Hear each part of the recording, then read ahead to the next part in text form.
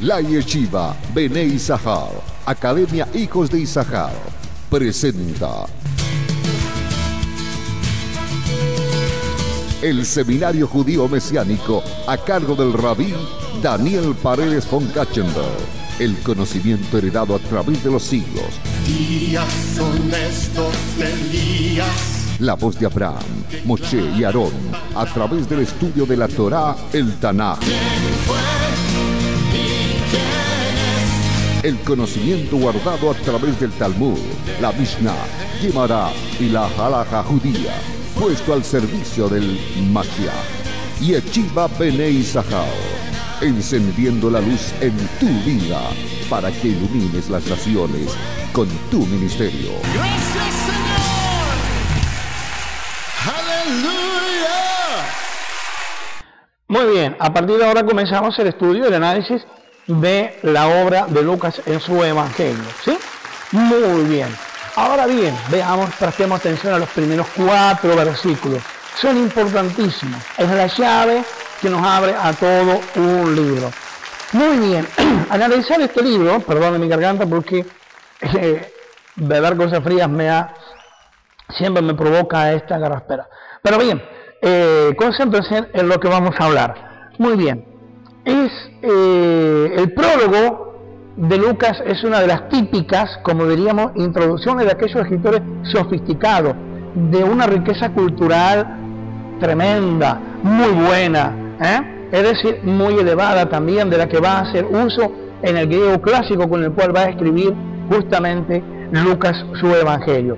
El prólogo es en realidad una oración solamente en griego. Ahora bien, ahora muy bien, lo que evidencia la habilidad literaria de este escritor, encerrar tantas cosas en una sola frase. Lucas es el único de los 4 evangelistas y de los 3 sinópticos que nos da, a los que investigamos la Biblia, algunas pautas que queremos saber, es decir, nos da a conocer detalles. ¿Qué detalles buscamos cuando examinamos un libro? Lo hemos visto en análisis literario, es decir, primero buscamos método, cuál es el método que va a usar para escribir. En segundo lugar, vamos a ver y buscar el propósito del libro, ¿sí? Y en tercer lugar, las fuentes en las que se basó. Y esto será de mucha importancia. Y por último lugar, el destinatario de este libro o de la obra que se ha escrito. Veamos. Los primeros 4 versículos son entonces una introducción referencial para entender el método de que hablábamos, el método de composición del libro. Acá vemos que él nos va a decir que él investigó la vida de Jesús consultando fuentes primarias. Acá tenemos el segundo lugar, fuentes. ¿Cuáles son esas fuentes? Los testigos oculares que aún vivían, testigos presenciales, y aún los mismos predicadores, los mismos apóstoles fueron consultados por él, los que vivían en ese momento, y esto le da el valor al libro. ¿Por qué? Porque recordemos que Lucas no fue apóstol, al igual que Marcos, y no fue discípulo tampoco. Es decir, le va a acompañar a Pablo en su viaje, después será un gran colaborador, pero en ningún momento vamos a ver que él fue discípulo ni apóstol, por lo tanto no vio ni oyó. Juan puede decir lo que hemos visto y oído, lo que nuestras manos han palpado, pero él no estuvo presente. Ahora, esto le da a aquellas personas que tienen un serio problema con la credibilidad de la Biblia cuando hablamos de la infalibilidad de la Escritura. Es decir, cuando hablamos de la inspiración divina del Espíritu Santo. Se habla de inspiración plenaria, lo hemos visto en la hermenéutica, de inerrancia de la Biblia. Ahora, muchas personas les cuesta tomar fe en la palabra de Dios en un libro como este, cuando ve y hace un análisis y determina de que Lucas no ha sido ni siquiera apóstol ni discípulo de Jesús, simplemente acompañó a uno de los apóstoles tardíos como Pablo de Tarso. Pero justamente acá hay evidencias, aquí hay relatos, y él en su introducción nos hace saber que él ha investigado, que él ha estudiado, que él ha, como diríamos, en todo momento consultado las fuentes oculares y presenciales de los hechos que él va a narrar. Esto nos da un sentido de historicidad, esto nos da un sentido de credibilidad aún mayor a los escritos de Pablo. Por lo tanto, si alguien cree que, bueno, en esa eterna disputa entre si la Biblia contiene o es la palabra de Dios, bueno, este libro le va a dejar en claro de que hay en el Evangelio y para la historia del Evangelio, la historia de Jesús, bases claras, testimoniales, bases que son testigos oculares y presenciales, que son las fuentes en las que se basa el relato de este escritor posterior a los discípulos. Muy bien, introduzcámonos al prólogo. Al prólogo, como ya hemos dicho, esto ayuda a sustentar la fe de aquellas personas que no pueden creer que la Biblia sea inspirada por Dios. Es decir, que el Espíritu Santo puso las palabras en las personas que iban a escribir estos libros. Ahora bien, veamos la cartilla que tienen así, que hemos preparado en ese bosquejo que hemos seguido. Veamos lo primero. Vamos al capítulo 1, versículo 1. Los primeros 4 versículos son la introducción, una sola oración en el texto griego, que después fue dividida en versículos para que podamos aprovecharla mejor. Veamos el versículo 1. Puesto que muchos, marque la palabra muchos, han intentado poner en orden, marque la palabra poner en orden, un relato, marque eso, un relato, acerca de las cosas que han sido ciertísimas, marque eso también, entre nosotros, así, bueno, como nos la transmitieron los que desde el principio fueron testigos oculares y ministros de la palabra, me ha parecido también a mí, voy a ver hasta el 4, después de haber investigado, marque eso, después de haber investigado, todo con diligencia, marque eso también, desde el comienzo, seguimos marcando, escribírtelas en orden, marque eso también, oh excelentísimo Teófilo, para que conozcas bien la verdad de las cosas, marque esa expresión, la verdad de las cosas, y dice, en las cuales has sido instruido. Introduzcámonos entonces al primer versículo que tenemos acá y que tiene que ver con este pasaje. Puesto que muchos han intentado poner en orden un relato acerca de las cosas que han sido ciertísimas entre nosotros. Acá nosotros vamos a ver que podemos conocer algunos detalles, hoy hablaba de detalles fundamentales del Evangelio de Lucas y de esta obra en general. Nunca hay que perder de vista siempre la perspectiva, decir de que esto tiene una continuación, son 2 tomos. Es una historia en 2 tomos. Primero, había muchas historias escritas acerca de Jesús y de su persona, su obra y su mensaje. Esto es absolutamente creíble, puesto que sabemos que en el pueblo del siglo I, allá en la tierra de Israel, registraba por escrito aquellos acontecimientos de interés para ellos. Sería inaudito que un acontecimiento como este no hubiera sido registrado en la historia. Lo que nos interesa saber es que hay muchos ya habían escrito. De ahí que muchos hay apócrifos y otros andan por ahí perdidos. En segundo lugar, ¿qué es lo que vamos a ver acá? Que la perspectiva del análisis y de la producción literaria de este autor, de Lucas, es esencialmente histórica. Nos va a transmitir un punto de vista histórico. De hecho, la palabra que Lucas utiliza acá en el prólogo, lo podemos ver, allí nos dice, para decir un relato, para poner en orden un relato. La palabra relato es la palabra que ustedes conocen como diégesis, en griego, diégesis, un relato. pero un relato histórico en orden, paso por paso, punto por punto. Muy bien. Es decir, hay una narración de acontecimientos, pero basados en hechos comprobables. En tercer lugar, este primer versículo nos deja también esta perspectiva, la de aquellas cosas que son, como dice así en la introducción, el objeto de la investigación y transmisión, dado que tienen un carácter y una naturaleza de ciertísimas. Esto es, nos da a entender de que lo que él va a escribir no son meras especulaciones, sino hechos que pueden ser testimoniados y probados objetivamente. Por lo tanto, podemos decir también de que el Evangelio de Lucas es una obra que contiene rasgos apologéticos, es decir, en defensa de la persona y la obra de Jesús de Nazaret. Lucas no se dispone a escribir una novela, sino que es un registro histórico, en primer lugar, ordenado de sucesos que son públicamente evidenciados y comprobables.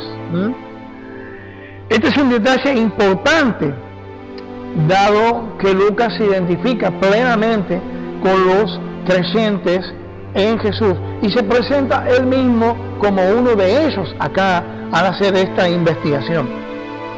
Esto está evidenciado en la frase, como podemos ver allí, en el final del versículo 1, que dice: entre nosotros han sido ciertísimas. Por eso hay quienes lo sitúan a Lucas como parte de aquellos 70 que envió el Señor a los pueblos gentiles. Recordemos que hay 12 apóstoles enviados a las tribus de Israel, pero hay 70, porque 70 es el número, decir, que representa o simboliza a los pueblos gentiles en la Biblia. Lucas podría ser uno de ellos. Algunos teólogos señalan de que al decir entre nosotros, él está diciendo: yo era parte de aquellos 70. Eso está en el capítulo 10, versículo 1, 24, cuando los envía en un viaje misionero. También se hablaría del compañero anónimo de Cleofas en el camino de Maús, es decir, allá en el capítulo 24, 13 y 18, cuando dice: nuestros ojos fueron entonces abiertos. Estos son aspectos interesantes, bastante discutibles, por el simple hecho de que Lucas mismo no se asume como un testigo ocular, sino testimonial y escritural. Lo absolutamente cierto es que Lucas era un creyente entre los gentiles.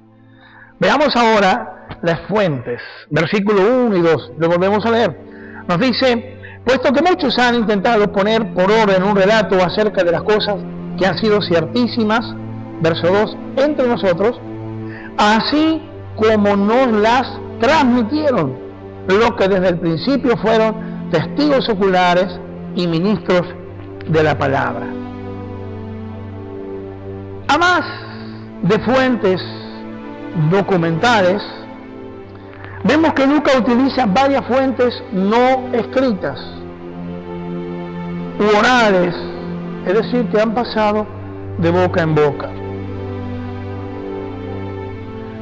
Esta es una cuestión que es importante describir al análisis de este libro, porque es el sustento sobre el cual descansa toda la investigación y el aporte que él, como escritor sagrado o geógrafo, puede hacer y dar. Muy bien, es su aporte. Ahora, veamos las fuentes. En primer lugar, sabemos por la historia que hubo muchos hombres en el siglo I capaces de escribir informes bastante amplios, ¿sí? Hablamos de un Plinio, hablamos también de un Josefo, hablamos de muchas personas que son escritores así. Más después hablaremos de un Policarpo, hablaremos de un más todo aquello Justino Mártir, todos esos hombres de la patrística. Ahora, Esta fue una civilización y un momento de la historia altamente cultural. La capacidad de leer y escribir entre los judíos del siglo I era tan alta como las naciones de hoy. La riqueza literaria que poseía aquel pueblo era muy grande en la capacidad de leer, en la capacidad de poder escribir y dejar por sentado y escrito su relato. Se narra de Martín Lutero que en un momento llegó con su compañero de viaje a una casa y en aquel entonces los jóvenes, los chicos ya en edad de tener fuerza eran usados en las tareas rurales. Llegó a una casa y él, al sentarse a comer y a dar gracias, una niña se habla que viene y lee el Padre Nuestro de un escrito que habían podido tener allí, supuestamente un Nuevo Testamento de los que la imprenta había producido y que habían corrido como pólvora por toda Alemania. Y cuando esta niña lee en perfecto alemán el Padre Nuestro, Martín, con sus ojos llenos de lágrimas, dice: tan solo por esto valió la pena todo. Es decir, porque una niña pudiera leer. Eso hablaba de cultura, de civilización y de un proyecto a gran escala, dado que los chicos estaban ocupados en las tareas del campo, pero las niñas no eran improductivas, sabían leer, sabían escribir. Eso es importante para un pueblo, para una nación que quiera alcanzar algo más en su historia. Muy bien, eso implica entonces que las palabras de Lucas aquí parecen indicar que se refiere a documentos cuidadosamente elaborados y no a fragmentos o cartas dispersas como andan por allí, ¿sí? Así como no las transmitieron. Hay una transmisión del texto. Acá vemos que Lucas entonces usó varias fuentes escritas. Algunos hablan de haberse basado en el Evangelio de Marcos. Ahora, Marcos no fue discípulo, Marcos no fue apóstol. Ahora, acompañó a Pedro en sus viajes a posterior y de lo que Pedro hablaba, él escribía. Por lo tanto, hay una correlación entre el Evangelio de Marcos y el desarrollo de su Evangelio y la predicación del apóstol Pedro.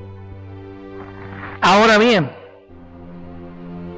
si él se basa en fuente y en testigo y consulta a esos testigos, ¿cómo entonces vamos a aceptar justamente de que escribe su evangelio basándose en el Evangelio de Marcos? Alguien que tampoco fue testigo ocular y alguien que tampoco fue uno de los apóstoles. Muy bien. Esta es una postura que ha sido apoyada por los europeos y algunos eruditos que hablan de famosos problemas sinópticos, que hablan de un evangelio perdido. Se cree que Mateo incluso, como Lucas, usaron como una referencia documental una forma primitiva de Marcos. Esto lo apoyan algunos teólogos como Holtzman.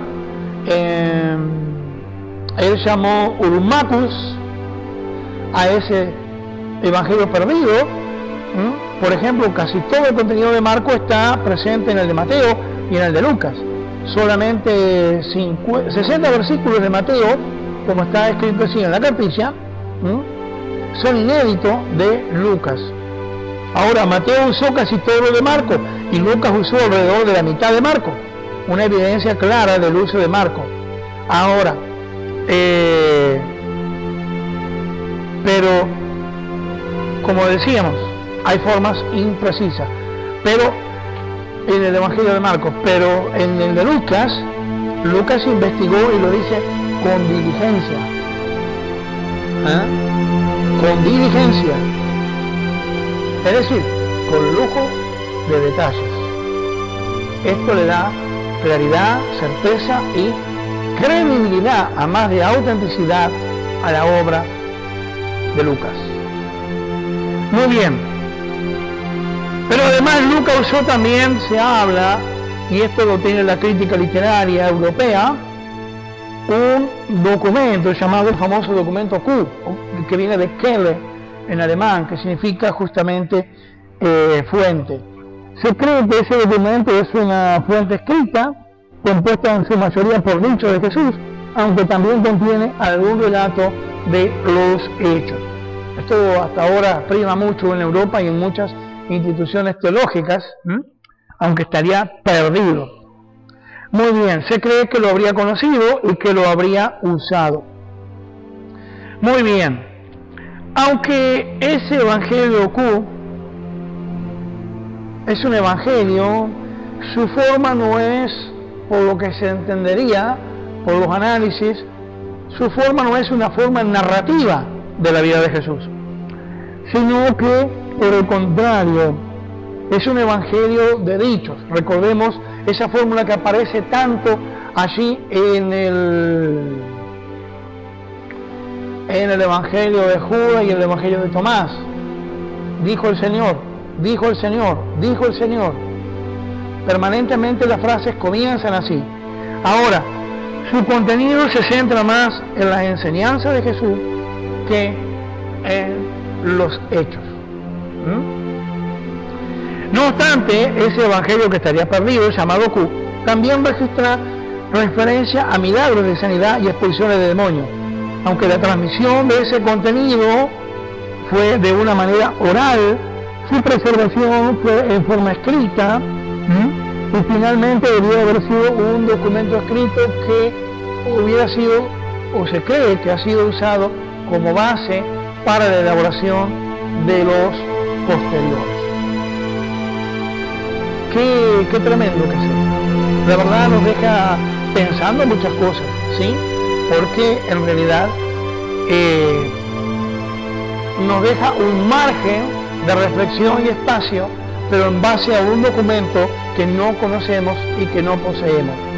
La autenticidad de Lucas está demostrada por muchos autores, está demostrada por muchos padres de la iglesia, que hablan acerca de él, de su persona, y que pueden mencionar justamente este evangelio como obra y autoría de Lucas. ¿Sí? Muy bien. ¿Cómo estamos en el tiempo? Bien.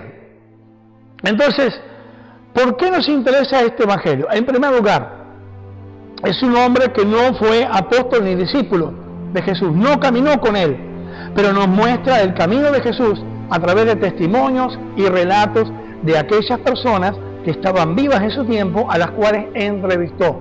Por lo cual vemos acá que el Evangelio de Lucas, más allá de que él sea un escritor gentil y no haya sido discípulo ni apóstol de Jesús, está basado en evidencias verdaderas, históricas, y que son dignas de credibilidad.